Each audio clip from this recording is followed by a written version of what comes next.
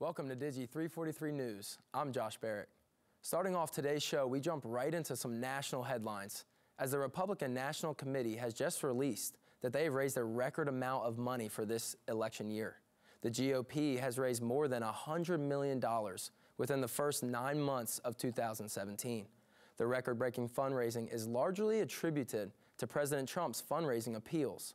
Republicans have a large advantage over the Democrats because of the funding for the GOP.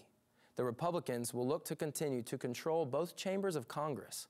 The RNC Finance Chairman Steve Wynn attributes the record-breaking financial support to the Trump administration.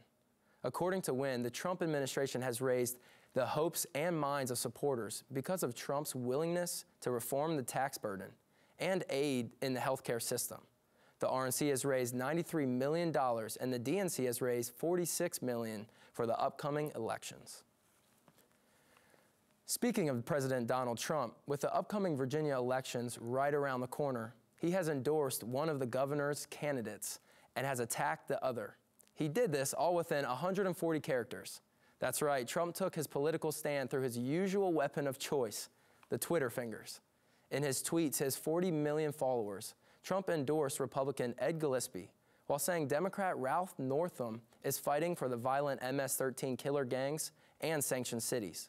While Trump has endorsed elections before, this is the first true swing state that could test the president's political strength or his effect on the GOP agenda on the state level. Gillespie responded by saying he did not request the tweet and that it came as a surprise to him, while Northam has already used the tweet to fuel his campaign and fundraising efforts. Now we take a look at some local news where Carroll's Place in Forest had an unusual guest this Thursday morning. The Fox News morning show, otherwise known as Fox and Friends, set up a live broadcast in the well-known breakfast restaurant. They said they came to Carroll's Place in order to get the raw opinions from locals about the upcoming Virginia election.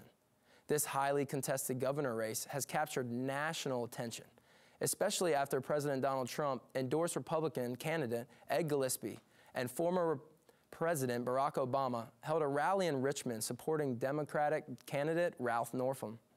Fox and Friends producer Gavin Hayden knew Carroll's Place would be interested in talking politics and about the economy because it holds a business roundtable every week. Customers of all ages showed up on Thursday morning ready to eat some eggs and talk politics. Gang violence and gun control and state security were some of the topics that were discussed and stressed by the locals interviewed. We were able to catch up with a Carroll's Place regular who was not able to attend the day that Fox and Friends were in town.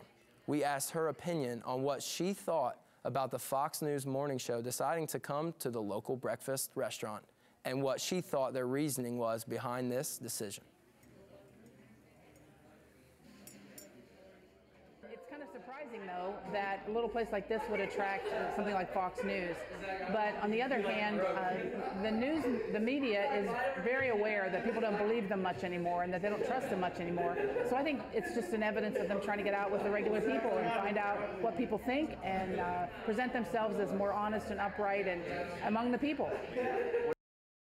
Election Day is November 7th, and as we keep you up to date on the latest as we move closer to that date, that is all the time we have for today. Enjoy the rest of your Monday. For Digi 343 News, I'm Josh Barrett.